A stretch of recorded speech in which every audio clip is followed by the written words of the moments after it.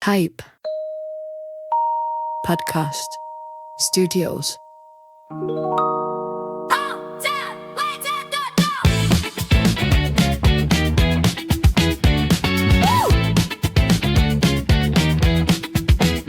the Fortuna Female Society. Here's roar.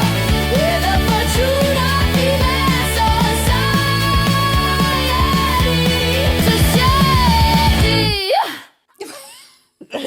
Oh, thank you, ladies. Hi, everyone. I'm Laura Bevan. I'm your host of the FFS podcast by Fortuna Female Society. And today we're going to be looking at what the FFS is loneliness. So, over to you guys. Can I ask you to introduce yourself? So we've got lovely Sal back from last time and one of our other trustees, Jan. So if I come to you first, Jan, we'd like to say who you are and You can. a little bit about yourself. I'm Jan. I'm one of the trustees, and I'm usually the person behind the social media and the website. And what a sterling job you do with that as well. I don't Thank know you what we very do much. without you. Yeah. And Sal? Yeah, I'm Sal Johnson Griffiths. My full-time day job is in public health, but I'm really behind supporting women, and hence why Female Fortuna Society is the one for me. Brilliant. I'm glad to have you both on board as well. So, as we're going to talk about loneliness, one of the key things for Fortuna Female Society, I think, is that our mission is around tackling social isolation, providing places for people to connect and make connections. So I suppose one of the first things I wanted to sort of speak to you guys about is what do you think it means to be lonely? Do you think there is an issue with loneliness? Totally. And I think that for me, loneliness is not something that you either have or haven't. It can come and go, can't it? Because you might have a few days or a day or so where you feel lonely and not part of something, but actually it can change. So it also depends on what you've got around you. But I think we all experience loneliness from time to time. We've all probably been in a place where we'd like to make a connection with someone and we can't. And it doesn't mean you are lonely, but if you have a sense of needing something more, then that's the key thing, isn't it? We need to look at that. I think it's very hard to put a real pinpoint on it because there is a scale to it. I honestly don't know whether I have ever felt and I've gone, oh, I'm lonely. And I think a lot of that is because I isolate myself quite a lot anyway, the type of person I am. Which is why Fortuna was important for me. Was that feeling of I am isolating again, and is that feeling is that actually loneliness? That feeling of look, Jan, you're isolating, pack it in. For me, I do. I kind of opened up a little bit before, didn't I? I think for me, one of the hardest things ever was to admit to feeling lonely, and it was probably at a time in my life when I looked to the outside world like I must be the least lonely person ever because I was so busy and I was out and I was doing lots, but there were just a few things in my life at the time that weren't quite connecting. So I don't know if there's something around that meaningful connection. But it's just interesting. I'm sure you won't mind me saying this, Jan, but when we were talking earlier and, you joke quite often and say you're the antisocial, which I don't believe and I won't have. Yeah. But you've been coming to Supper Club pretty much since it started, really. It's been going for a fair few years now. So I just wonder what was it that attracted you to come into the Supper Club, and what have you found useful in being part of that group? My friend Angelita just said, I'm going to Supper Club on Friday. Are you coming? And I went, oh, don't know about that. Oh, no. And I went. I was, like I said, I was very aware I was isolating again. And I think it was important just to see people. Yeah. That real life connection is I mean, it's massive. I don't think we can underestimate it. And I went, and it was fabulous. And I've gone most times it's been on since. Yeah, you've definitely been one of our most regular attendees, and I think you're right. I think there's something around that. And when we decided to do Supper Club, and I've talked about this so many times now, it was a bit of a response to coming out of COVID. We tried to do things online. People didn't seem that keen on that space, and we didn't really know what direction we were going to go in, and it was a bit of an easy supper club, just a nice, we'll just see who comes along, see what happens. And I hadn't anticipated that just providing that simple opportunity for connection would go quite as mad as it did. Because I don't know if you remember, Jan, there were times in those sort of months after COVID in particular where we had to cap off the number of people who were coming along, because we were filling out the church hall that we were using at the time. It was, It was really, really busy, but COVID was a really odd time anyway. I was very fortunate that I wasn't locked down, if you can call it that. I worked right the way through and did public transport. And what was very noticeable was the total disconnect.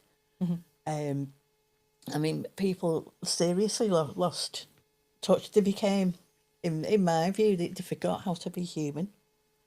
And we have to get that back. That empathy, that they were scared to be around other people. Yeah. It was a scary time.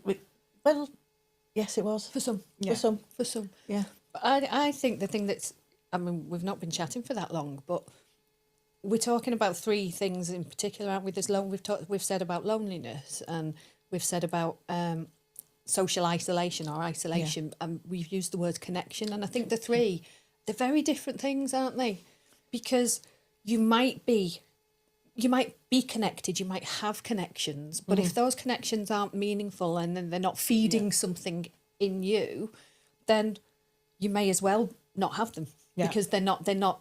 You can still be lonely and look like you've just said, have all those things around you. Be with lots and lots of people, but if something's just not connecting, I mean, I think a big turning point for me was, and again, I don't know if it's something of a women of a certain age, but when we started cold water swimming, and we've, again, similarly to the Fortuna, built almost a little community around that. Absolutely. And again, it's just amazing when you think women just want a space to be with other women. And it almost blows your mind a little bit, because you just think, aren't people just sort of doing this anyway? But it's almost by, especially what we offer with Fortuna Female Society, I think we're giving women permission to take that time out to just be. I mean, you can read different things and you look into sort of the history of when women used to go and do the laundry together, and, when women were at home raising the children together.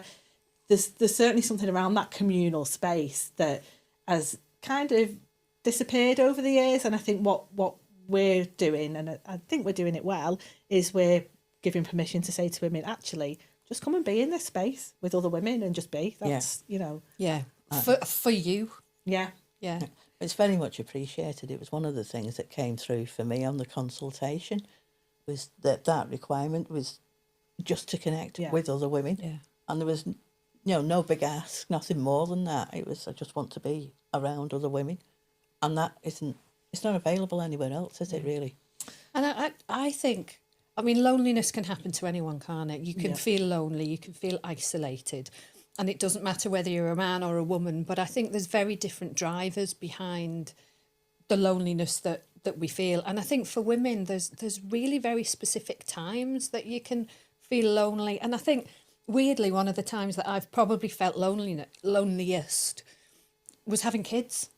So you go from working full time, and I attend an office, and you're chatting to people, and there's people there, and you're having conversations. Then all of a sudden, you're thrown into a world with a small child, mostly on your own, because your partner's still out and doing what they do, and your world is suddenly revolving around something else, someone else, and you might be hugely busy. I went to so many, breastfeeding groups and tumble tots, all these different things for the child. And yes, I spoke to people, and there was a lot of people there, but that wasn't my connection. It wasn't for me. There was nothing that I was getting from that. Although I would counter that a little bit, Would you? because I actually, the loneliest time for me was actually going back to work after maternity. Okay. So I, in a really short space of time, as you say, had accessed all these groups, all these amazing things, and had built, again, almost a little community. I think I just love being part of a community. You don't say. I know. Queen of community, that's me. But, there was a group of us who'd all had babies around the same time. We would meet for lunch and do different things. And I remember going back to work and being on that school run, on that rush, getting back to where I was expected to present myself in a certain way and behave in a certain way and almost forget that I was a mum again. And I found that the loneliest time, and I really craved kind of being part of that bubble again, I think. I found that a bit. So maybe it's something around change and transition. Maybe is that, yeah. Because actually, I think now so. you've said that was difficult. Yeah. But to me, it's the proving that being surrounded by people is not enough. That's not enough to stop loneliness. Yeah. It's the meaningfulness behind that, isn't Yeah. it? And are you getting the thing that you need out of it? And I suppose that's what we're doing with FFS, isn't it? We've got so many different streams of things that there's a different type of something Yeah. that hopefully will attract. Yeah, I think you're right, but I think for me as well, part of it is, do we need to break down some of this stigma around loneliness? You know, just thinking about those examples we've just talked about then, the example I gave before about how I found it hard to say I'm lonely. And I think sometimes we have a stereotypical view in our minds of what a lonely person looks like. Yeah. And it's somebody in the house on their own, you know, probably of a certain age. However, I don't think there's anything wrong in admitting that, you know, you can be in a happy relationship, in happy situation, yet there's still something that you want outside of that. And that's, you know, I don't know if sometimes we're not able to say that. Yeah. I think when I was having a read around this whole thing, for women, that peak of feeling lonely started around 35, 40, and that's when all the changes start to occur, whether it's in your job or whether the kids don't need you as much as they did, or the hormones have gone south along with your hair, or whatever else is going on. Yeah. There's a lot of change going on, and all of a sudden everything that props you up is melting away, and it's finding almost a replacement, isn't it, for that?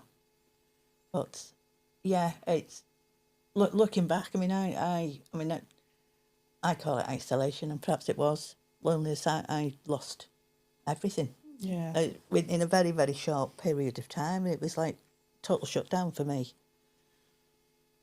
But yeah, I'm more depressed than lonely. Yeah, I think. because there's nothing wrong with being alone. And I think, you I know, value alone. I love being yes, alone. yes. And that's the thing. It's not about being on your own. No. Yeah. Because sometimes that Oh, is me needed. time is amazing. Yeah. Yeah. Yeah, it's about the feelings that come with it, I think, sometimes, isn't it? And yeah. That's it. Yeah, because I'm very rarely on my own. Never on my own. Give me some alone time, please. Yeah. But Yeah. So I think you touched a little bit, and I touched a little bit on it around when we came back after COVID and the online thing. And I just, we talked a little bit about social media last time we were here chatting. And I just wonder, do you think online is a suitable replacement? Do you think connections can be made that way? Or, you know, do we need to work hard to preserve the spaces that we're creating where people could connect in person?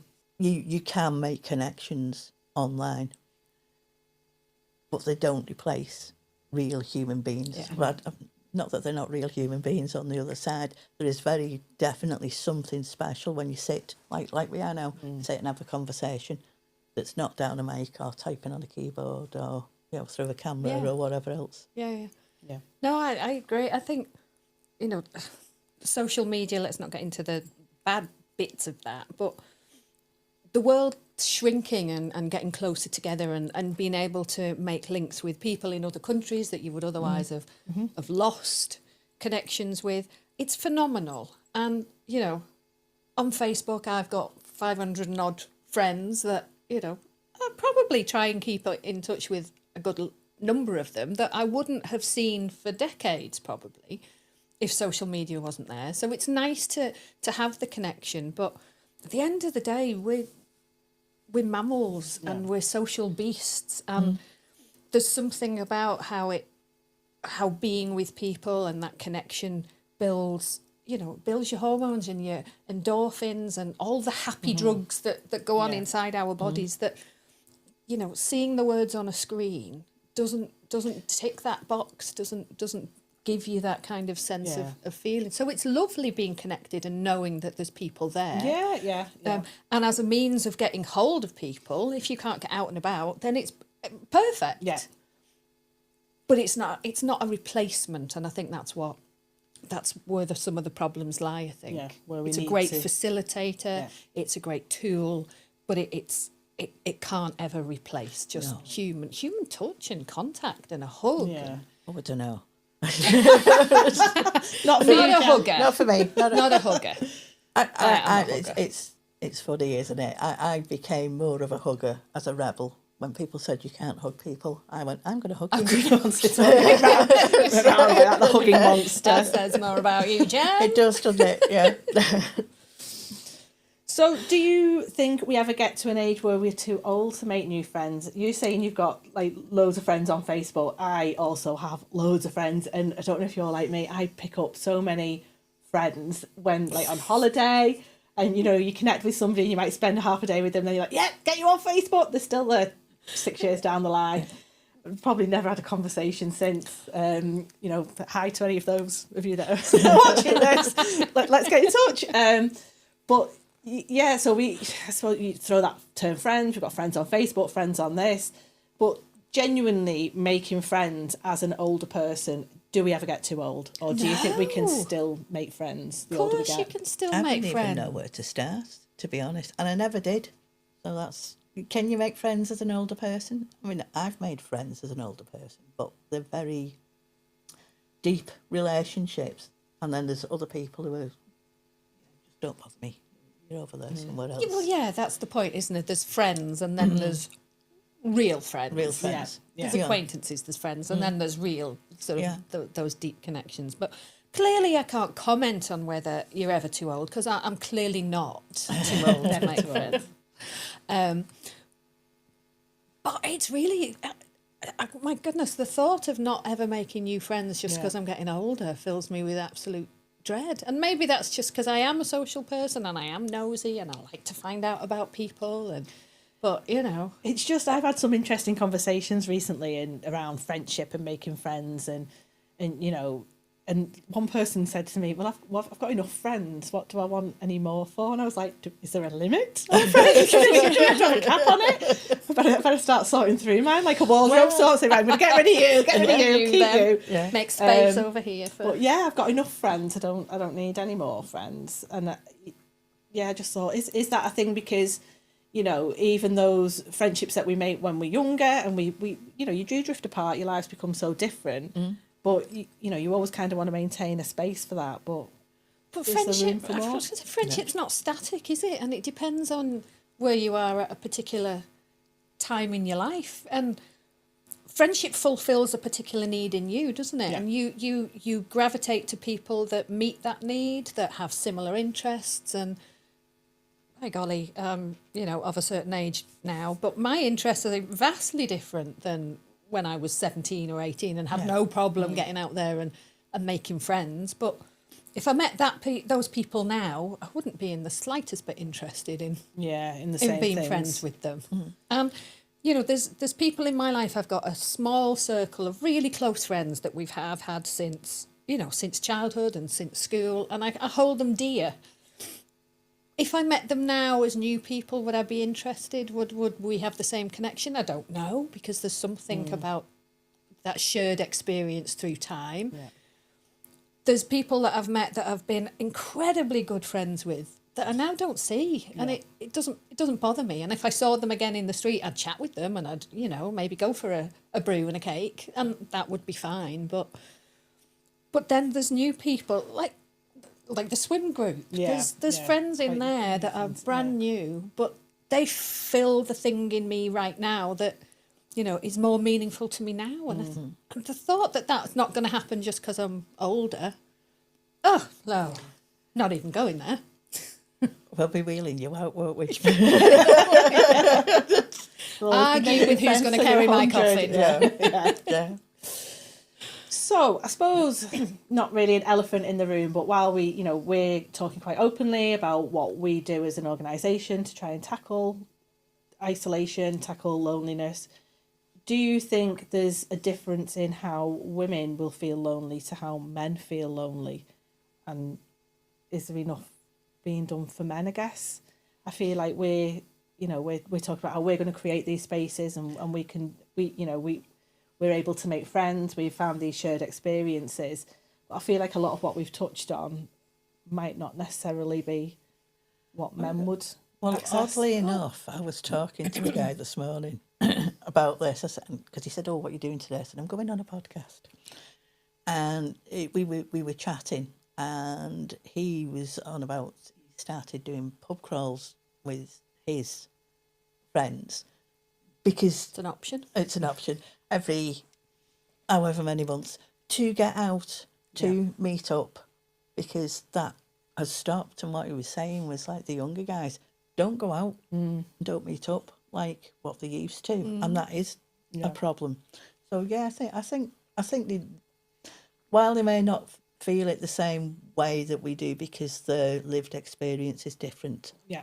You know, they don't lose a friendship when a relationship breaks up. I mean, that tends to happen with women, doesn't it? If your relationship breaks up, they go, well, it did for me anyway. The people who you hung around with were their friends, and it was like, that stopped.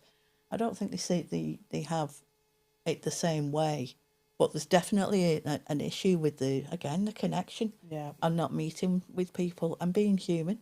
Yeah. And you know, and again, something around that stigma of are they able to say, do you know what this is? I feel lonely. Yeah. I think for me that's the biggest thing and the sort of hardest hurdle to get over is at what point can you say, actually, I'm over here, it's me, I'm lonely. Yeah. I need something. And I don't think that it doesn't make a gender doesn't make a difference in that, does it? But I think probably women are probably more able to voice it as a rule, but I think it's difficult. Yeah. But coming from a sort of a health background, knowing that, you know, men have difficulty in talking about health and talking about feelings and talking about emotions, and it comes back to, in the previous podcast, we were talking about masculinity, weren't we? And there's stereotypes of sort of masculine and feminine traits, and you know, if you're a real man, you don't admit to this kind of thing, and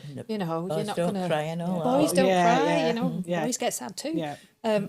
So I suppose it's harder to talk about those things. So yeah, I think there is something we need to tackle loneliness as a population, but I do think there's absolutely a need for targeting of different types of approaches for loneliness for men and for women, and different ages. I was just going to say, I think, again, another misconception when we think of stereotypes around loneliness is that it doesn't affect young people. Oh, and again, I don't know if it's absolutely. symptoms of the times that we live in, but it's a really increasing problem. So I was reading a couple of bits around loneliness, and it actually says in a recent survey that there's 1 in 4 adults report feeling lonely, often, always, or some of the time. Yeah.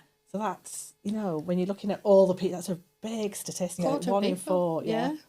Quarter of people. So And that will be across all ages, all genders, all people who Yeah. at some point are feeling a sense of loneliness. And there is breakdowns. You know, the National Household Survey breaks down sort of happiness scores and things into different types of population. But there is increasing loneliness amongst younger people. And I think because of that move to sort of onlineness and that there's missing of onlineness, is that Onlineness. We're Well, it is taking that now. one, aren't we? Yeah, have that one. Yeah, Judi Dench or whatever. No, that's Judi. Anyway, I digress. The Dent woman that does the words. Anyway, I know you mean, I digress. I think because kids are online much, they're missing that connection.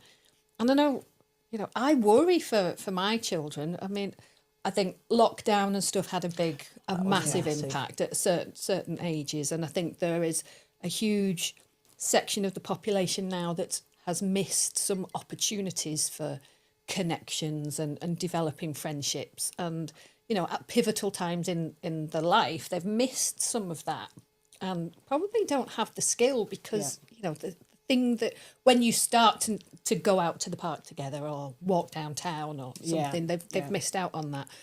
But I think it's built quite a lot of anxiety and social anxieties because of that. But then on the other side of that, you know, people were connected on WhatsApp and you could phone people a lot more. And it's not like when we were little and you had to sit on the stairs and be on the phone for an hour before your mum told you to get off because no one else could phone. It's different. So they can talk, but it's not a connection. No, it's not. And I suppose one of the things I was going to sort of try and delve into is how would we tackle loneliness? And I do think, you know, things like the supper club and different things that we do, but just touching on some of those things that you were just talking about when you walk in places and you're doing things. I have been away recently and we were doing a lot of traveling and we were on a lot of trains. And when I was asked, you know, we've seen some fantastic places. When I was asked what my favourite part of the holiday was, it was actually sitting on those trains around the little table, just the four of us, me, my husband and the two kids, having that time to connect, because I think a lot of it is life is so busy now as well. Yeah. And, you know, we don't put enough value on time to be. We just don't do that anymore. Just being in each other's company. And again, I would say, I feel like Fortuna Female Society are starting to and are going some way to give permission for women to do that. Yeah. You know, and I feel like there's a lot more we can do. I feel like there must be so many more women who would benefit from coming and accessing the activities and events that we do. I don't know what the answer is to getting some of those out, but I do feel like just giving permission to be is so important. Yeah, I think that's vital. Life is so busy at the minute. I think we're in the busiest age we've ever been in, with so many different things to go on. And I think you're right. I'm sitting on a train and not having a TV over there and a phone with good connection to get on. That it forces you to talk, and I can imagine that was really nice. I like Christmas because it gives you sort of time out of the normal routine thing. You know, you're not at work and things don't run, and actually just playing board games with the kids was nice. And a colleague of mine actually who is a different religion, doesn't celebrate Christmas, but still has time off at Christmas. And she said she really enjoys just being able, because everything's closed for Christmas Day. Yeah. There's nothing else they can do as a family on Christmas Day. They don't celebrate in the same way that we might. Just being able to go out for a walk and not have anything else to do is fabulous. Why can't people do that? Why can't we do that when it's not Christmas? I mean, without sounding up my own backside, I do that. So it's like, You can lead the walking group. I'd be quite happy with that. I'm in the process of de-Googling myself and everything at the moment. De-Googling? De-Googling myself. I'm always Googling myself. What do you mean de-Googling? That's an getting entirely rid of, different thing. I mean, I've still got the smartphone, but it's not connected to Google. It's not connected to Facebook. My workflow is changing. Okay. So when it comes to actually working, I'll be sat at my PC. Okay. So, I mean, I've never had the phone in my hand constantly because it's always wound me up. I haven't got a problem with leaving it at home. I don't have a TV licence. I'll get up and go for a walk. And it amazes me that that's so unusual. And I've lived on there for the past however long. But then you see, like, I mean, I use public transport, I don't drive, and you'll see the mums get on, and I'm not being judgmental because it's just a thing, isn't it? They'll push them on, the kids in the prams with the little pads, and they're constantly glued to it. And the mum's on the phone. And again, it comes down to connection, doesn't it? Connection and that communication. We've got an entire generation now who probably only know that as the connection. They only know that as the way to connect, I think. And I think there's something in that, isn't it? I know in the last podcast we talked about the telephone use and getting kids off the phone during school days and things, and less screen time, and the fact that we don't know the impact that has in the long term and stuff. But we said then that we're starting to see some of that, aren't we? But it's key that we've started seeing children coming to school that haven't got the same language and vocabulary because we're not having conversations with kids. Children that are developing American accents at a young age because of the content and the voices that they're surrounding themselves with. You know, we're going to have Liverpool full of little Americans soon and not the, the good old Scouse accent. Because that's what people are listening to. And my son is try to get him off YouTube and as much as possible, but he comes out with these phrases that you think they're that they're picking not up local. And, no, I know. Talk like proper like what I do. Yeah.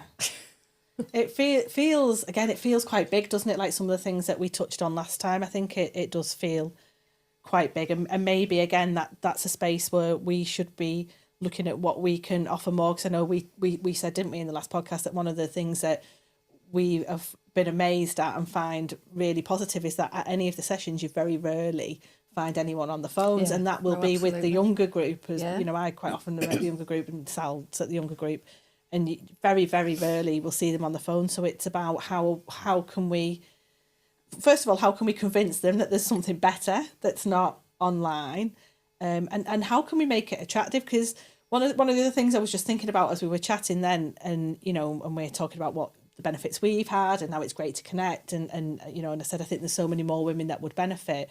One of the things that I hear so often, which is why you'll get the Laura's Laps in the morning sometimes popping up, is, and we've seen it recently, I think, haven't we, a flurry of people getting in touch saying, that they want to get involved, but it's so nerve-wracking for people to take that first step over the threshold. I think, it's so easy to click a send, send a message and do whatever online. But how do we encourage people who are at home feeling lonely and need that connection? How do we make them feel it's okay to come and be a part of it? We know it's okay. We know that we're super welcoming and we'll be lovely when you get there. But how do we make them see that and feel that? So I've tried it a little, but again, we're relying with online. I've tried it a little bit with those videos that I do, because I think, well, at least if they see my Fizzog in the morning, they'll go, well, I know she's going to be there. So, I'll she's go. Gonna be there. It might put them off, actually. I might stop doing that. But, how do we encourage people into spaces that they're not already going? And, particularly young people, I think, are difficult to encourage into those spaces. But, what is there an answer to that? Is there something that we're missing? Is there, what do you guys think would be? I think if we had the answer to that, we'd have the answer to everything, wouldn't we? Yeah. Because it's meeting people where they're at, and I think it's going to be really hard to engage younger people in that, because at least us older folk, we've had something before and we've seen changes over time, and we know what it was like when we had to go out and play on the building site on school holidays because there was nothing else to do. Because there's no else to do. Been there, done that. So we know what it was like back then. But younger people have grown up online. They've grown up with screens, and there's been less social interaction throughout. So encouraging that there's positives to that is going to be quite hard. So I don't know what the answer to that is. But obviously working with young people. So if you're a young person and you're watching this now, and I don't know who's forced you to watch it, but thank you. Tell us, give us some. Tell us what will help. What would make people want? What will make you come and join in? Is it something about that humanisation? Is it something about reminding people about people? Is it as simple as that? Do we need to just sort of bring the humanity back somehow to make people want to connect back in? There is, and there's different ways to do that, isn't there? There's the sort of the huggy, feely, touchy thing that's gonna entice certain people in. But sticking my sort of public health hat on, the impact of loneliness is very different to social isolation. But the impacts are vast. When we talk about loneliness, we think about, you said the traditional, the stereotypical image of someone sitting, huddled in front of a 2-bar fire or whatever. But that's not the case. But we think about the impact on mental health. We think about sort of depression and anxiety, and they are absolutely massive impacts and effects from loneliness and isolation. But people forget that there's physical health impacts. Yeah, it's cited as one of the most sort of damning kind of so things to cause health. increases in cardiovascular disease, increases in dementia because of lack of cognitive engagement and people making those meaningful connections. There's other health impacts that are akin to smoking, the effect of smoking. Saw that. Has that been a recent That's thing? fairly recent, but there's a lot of background. So it has a massive impact, and it is different between loneliness. It's the isolation that's the key thing. When I was working in local authorities, one of my massive soapboxes was around, you know, in Widnes and Runcorn, you see some of the big estates building up. So that, you know, the Upton Rock side of Widnes, you've got Sandymore in Runcorn, where big houses, lovely houses, expensive houses that, you know, people are coming to the boroughs because it's easy to get to Liverpool and London. There's great accessibility to get to everywhere in the world is phenomenal. But these are people that are going out to work at 9 o'clock in the morning, coming back, picking the kids up, going home, cooking tea, maybe dropping the kids off at football and coming back. They don't even know the name of the person living next door to them, I know. let alone who's down the street. So we've got these communities that look phenomenal and affluent and have everything. But actually the thing they haven't got is connection. Community. Again, it goes back to that community. Absolutely. It does. That connection is key. Yeah. For everything that we do, which means that as a community we don't have resilience. So, you know, if you run out of milk and you can't go, you don't know who to get in touch with to say, can I borrow a cup of milk? I mean, years ago that was your go-to, Not wasn't next it? door. But now the other thing is everything's so accessible, isn't it? So people aren't, the shops are open till whatever time, whereas years ago it was 6 o'clock, the shop was shut, you ran home, you bed get a upstairs. Yeah, there is that. I mean, we're really lucky where we live, and I will say that was a positive from like the COVID times, was that as a neighbourhood we really pulled together. I actually thought it was a real turning point, and although things are better than they were before, as you say, that busyness has got in the way, and we're still just like, oh hi in the mornings. Yeah, you've gone back to me being busy, isn't it, usually? But maybe we'll find some easy answers in it somewhere. I don't know, but it is. I don't know. I don't think there's an answer, is there? That's the point. There is no single answer. There's lots of different ways to tackle it, and we need feedback, don't we? Yeah, we need feedback. You know, yes, we do. As FFS, we've had the consultation, and we've got some great information, haven't we, about what people want to see. And it's still open as well. We've got podcasts. That was one of the things people. Well, yeah, I mean, the hope is, you know, through this that people will see us chatting and will want to come and be a part of that, and we'll see that we're nice, lovely, real life human beings. Yes. Flesh and blood, not vampires. Yeah, because I guess real.